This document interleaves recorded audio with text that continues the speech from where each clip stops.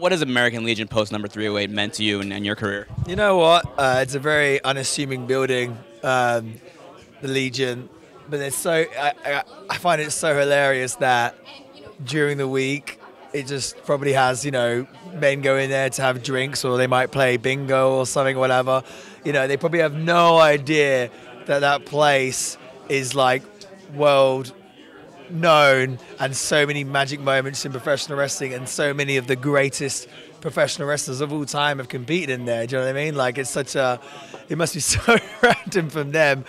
For me, PWG has always been that building.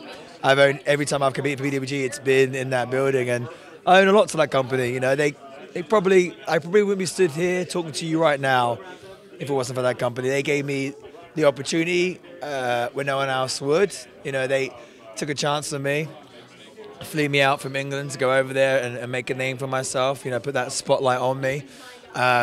So, I'm forever grateful for that, for Super Dragon to, put that trust and that faith in me. Then after a year being in a company winning, was considered at the time like the biggest tournament in the whole of wrestling, the Battle of Los Angeles. Really, really a breakthrough moment for me. And I think when people think about my body of work, a lot of it is in that building, and I've done it all there. I've opened the show, I've main evented, I've wrestled, the who's who of wrestling. So no, it's I guess all good things have to come to an end. I'm sad to see it go, but it's an opportunity for PWG to move in a new direction, do something out of the ordinary. I always say that change is good. So I'm excited for PWG's future. I hope I get to be a big part of it. I don't get to compete there as much as I used to, just because of scheduling.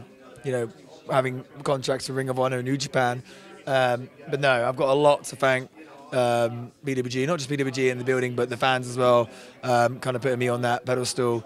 And yeah, like I said, I'm very sad to see it go. It holds a very dear place in my heart, that building. So yeah, like I used to say back in the day, it's just a tiny little building, looks like a sauna, and it's just 400 fans crammed in that building, but it's just made some of the most magic moments in all professional wrestling. So I'll be sad to see it go.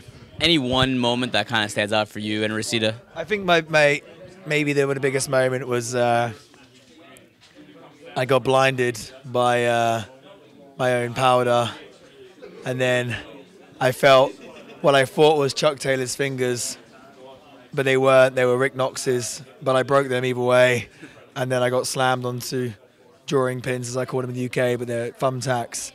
But then poor Rick Knox couldn't make the count because he had broken that fingers, and the building was just shaking. Like, the people would just come so unglued. I just remember lying there in absolute agony with these drawing pins in my back, but this building was just shaking, and really stuck out for me, that moment, actually. I mean, obviously winning Battle of Los Angeles is super duper cool as well, but that moment was pretty special.